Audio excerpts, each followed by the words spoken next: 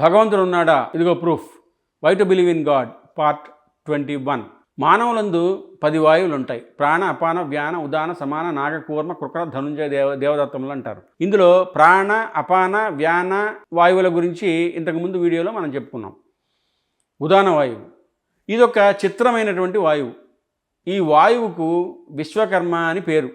ఎటువంటి ప్రాణిగా తాను ఉన్నాడో, ఏ రూపంతో తాను ఉన్నాడో అటువంటి రూపము కలిగినటువంటి వేరొక ప్రాణి తన యొక్క తేజస్సు నుండి ఉద్భవించడానికి వీలుగా తన శరీరంలోనే ఉన్నటువంటి కొన్ని అవయవాలందు మార్పు కలిగించేటటువంటి వాయువుకి ఉదాన వాయువు అని పేరు.